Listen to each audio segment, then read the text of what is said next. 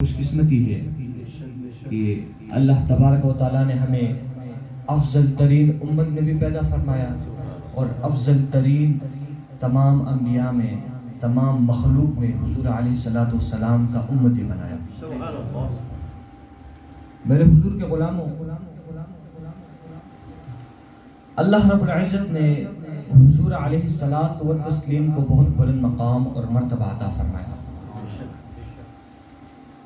کچھ دیر پہلے ہم صرف نام محمد پر سوچ رہے تھے۔ ایک حدیث طیبہ جو میری نظر سے گزری تھی کہ جس میں حضور علیہ الصلوۃ والتسلیم ارشاد فرماتے ہیں کہ جس شخص کے نام کے ساتھ میرا نام جڑا ہوا ہوگا تو اللہ تعالیٰ اس شخص کی مغفرت فرمائے۔ تو اسی نام کے کمالات پر ہم آگے بڑھتے گئے، اسی نام کے پر ہم مزید سوچنے لگ پڑے کہ ایک نام محمد جو اتنا کمال اور رتبہ رکھتا ہے کہ انسان کی اس سے شفاعت ہو جاتی ہے، تو حضور علیہ الصلوۃ والتسلیم کی ذات کا کیا عالم ہوگا۔ اب ہم نے ایک واقعہ پڑھا، بنی اسرائیل میں ایک شخص تھا کہ جس نے 200 سال تک گناہ کیے تھے۔ کتنے سال؟ 200 سال۔ تو لوگوں نے اسے کوڑے پر پھینک دیا۔ جب وہ مر گیا تو لوگوں نے اسے کوڑے پر پھینک دیا۔ اب حضرت موسیٰ علی نبینا علیہ الصلوۃ والسلام کو اللہ رب العزت نے وحی فرمائی کہ موسیٰ آپ جاؤ اور ادھر ایک فلانا شخص ہوگا جو کوڑے پر پڑا ہوگا، آپ اس کو کفن دفن دے کر اس کو دفن کر دو، اس کی قبر بناؤ۔ تو جب حضرت موسیٰ علیہ الصلوۃ والسلام گئے، جب آپ نے وہ حالات دیکھے تو آپ نے دریافت کیا لوگوں سے کہ یہ شخص کون ہے کہ جس کو آپ نے کوڑے پر پھینک دیا۔ تو حضرت موسیٰ علیہ الصلوۃ والسلام کی قوم نے کہا کہ یہ شخص بہت گنہگار تھا، اس نے اللہ رب العزت کی نافرمانی میں 200 سال گزارے اور اس نے ایک بھی نیک عمل نہیں کیا۔ تو حضرت موسیٰ علیہ الصلوۃ والسلام نے جب یہ سارا واقعہ سنا تو وہ اللہ تبارک و تعالیٰ کی بارگاہ میں پھر حاضر ہوئے اور پھر عرض کرتے یا باری تعالیٰ، وہ شخص تو بہت گنہگار ہے کہ اس نے تیری 200 سال نافرمانی کی ہے اور آپ مجھے حکم دے رہے ہیں کہ اس کو دفن کر دوں۔ تو حضرت موسیٰ علیہ الصلوۃ والسلام سے رب کائنات نے فرمایا کہ اے موسیٰ، اس شخص نے 200 سال تک گناہ ضرور کیے ہیں، لیکن اس شخص نے ایک ایسا عمل کیا جو مجھے اتنا محبوب ہے کہ اس کی خاطر میں نے اسے بخش دیا۔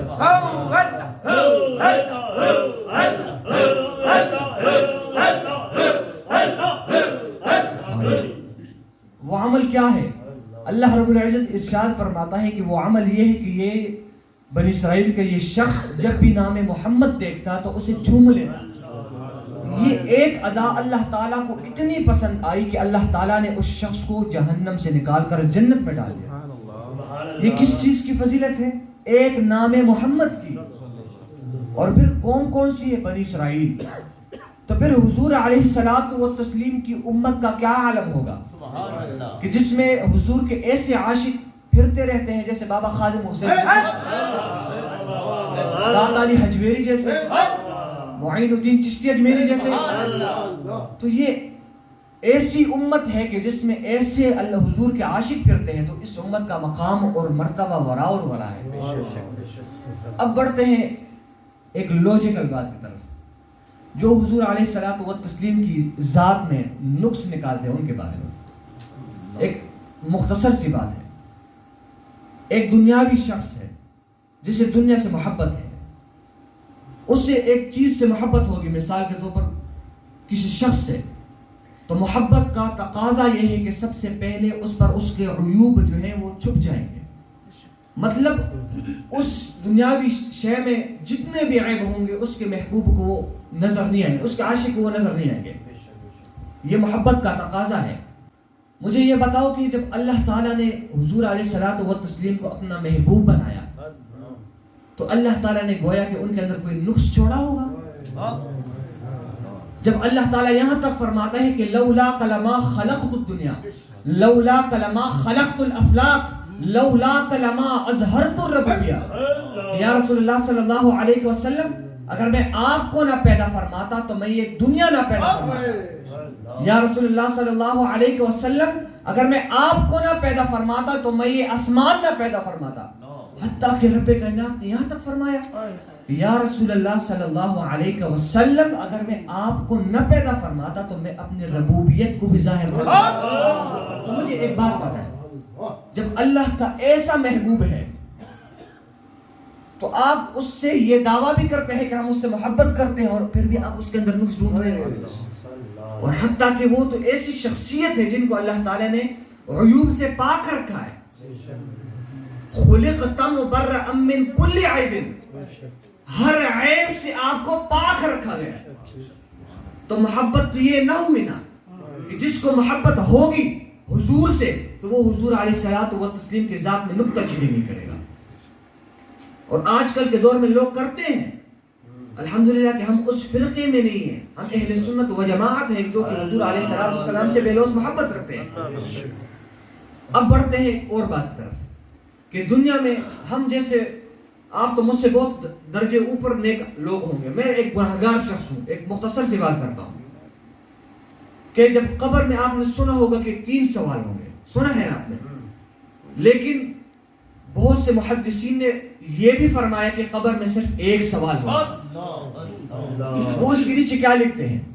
وہ لکھتے ہیں کہ جب قبر میں منکر نکیر آئیں گے تو وہ حضور علیہ الصلوۃ والتسلیم کو سامنے کھڑا کریں گے اور اس شخص سے پوچھیں گے کہ یہ جو محمد صلی اللہ علیہ وسلم ہے, آپ ان کے بارے میں دنیا میں کیا کہتے تھے؟ آپ نے سنا ہوگا کہ منکر نکیر کہیں گے کہ یہ شخص کون ہے بتاؤ. اب منکر نکیر کیا کہتے ہیں؟ یہ جو محمد صلی اللہ علیہ وسلم ہے آپ ان کے بارے میں دنیا میں کیا کہتے تھے؟ تو جس نے حضور سے محبت کی ہوگی, ان کی اتباع کی ہوگی, ان کی پیروی کی ہوگی, تو وہ کہہ دے گا کہ یہ قربان جاؤ, یہ تو میرے حضور ہیں, اور میں دنیا میں بھی ان سے محبت رکھتا تھا, ان کا پیروکار بھی تھا, ان کی اطاعت بھی کرتا تھا, اور ابھی بھی اللہ تعالیٰ نے مجھے ایسا مقام عطا فرمایا کہ حضور کی دیدار بھی نصیب ہوگی. وہ کہتے ہیں قبر میں سرکار آئیں تو میں قدموں میں یوں گروں, گر فرشتے بھی اٹھائیں تو میں ان سے یوں کہوں کہ اب تو پائے ناز سے میں اے فرشتوں کی ہوں, مر کے پہنچا ہوں یہاں اس دلربا کے.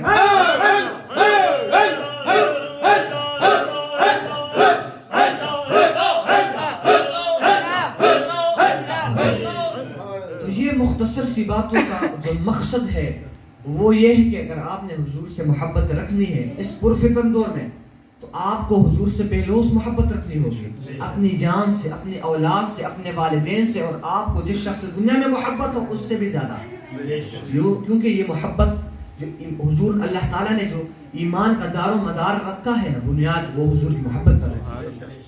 اب بڑھتے ہیں جو آیت کریمہ میں نے آپ کے سامنے جو پڑھنے کا شرف حاصل کیا ہے, اس میں اللہ تعالیٰ کیا فرماتا ہے. اس کا شان نزول یوں ہے کہ جب حضرت قاسم رضی اللہ تعالیٰ جو کہ حضور کے بیٹے ہیں, جب یہ 2 سال کے ہو گئے تھے تو اس کے بعد ان کا انتقال ہو گیا. آپ نے سنا ہو کہ حضور علیہ السلام کے تمام جو بیٹے ہیں وہ چھوٹی عمر میں وفات پا گئے.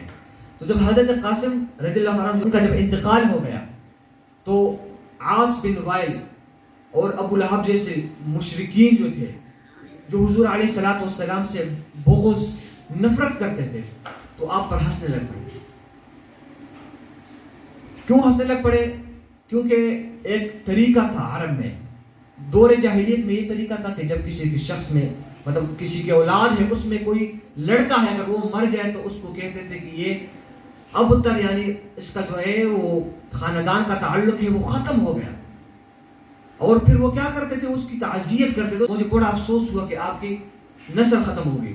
جب حضور صلی اللہ علیہ وسلم کے جو بیٹے ہیں وہ جب وفات پا گئے تو وہ لوگ ہنسنے لگ پڑے, اور حضور کو نعوذ باللہ من ذالک تعزیت کے بغیر ان کو کیا کرتے ابتر کہنے لگ پڑے کہ آپ کی نسل جو ہے منقطع ہو گئی.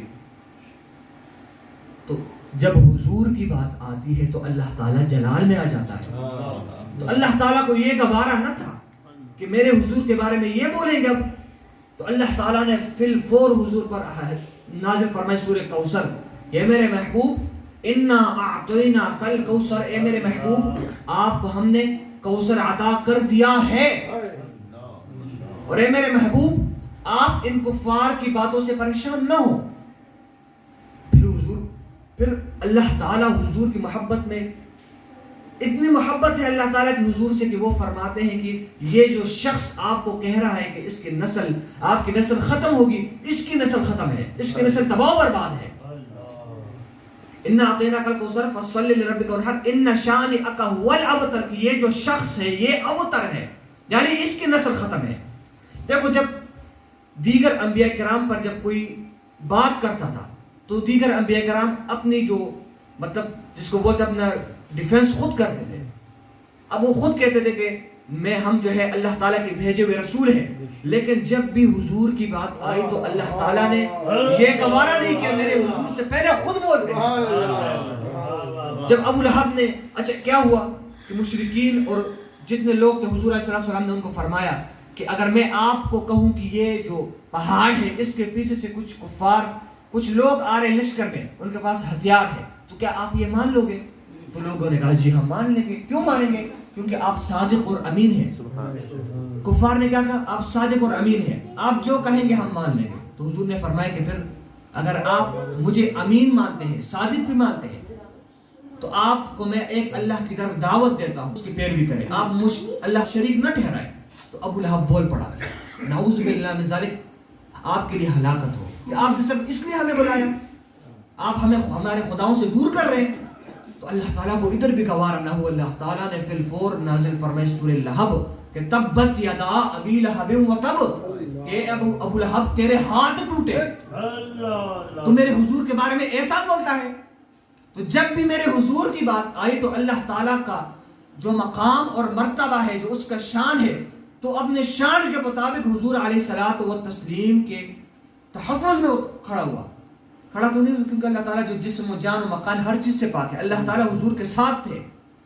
تو وہ حضور جس کے ساتھ اللہ تعالیٰ ہوتے ہیں، تو ہماری اور آپ کی کیا مجال کہ ہم ان کے بارے میں کچھ بولیں؟ ہماری کوئی حیثیت نہیں ہے۔ اللہ تعالیٰ اگر ہمیں بخشے گا تو میرا عقیدہ اور ایمان ہے کہ اللہ تعالیٰ ہمیں حضور علیہ الصلوۃ والسلام کی وجہ سے بخشے گا، کیونکہ حضور نے ہماری خاطر اتنی بار روئے کہ اس کا کوئی انتہا نہیں ہے، کہ آپ کی داڑھی مبارک سارے پسینے سے بھر جاتی، یہ آنسو مبارک سے بھر جاتی تھی۔ تو میرے حضور کے غلاموں، اللہ تعالیٰ نے حضور علیہ الصلوۃ والتسلیم کی اتباع، فرما برداری اور اطاعت نصیب فرمائے، اور اللہ تعالیٰ سے دعا ہے کہ اللہ تعالیٰ ہمیں ان چند باتوں پر عمل کرنے کی بھی توفیق عطا فرمائے۔ وآخر دعوانا ان الحمد للہ رب العالمین۔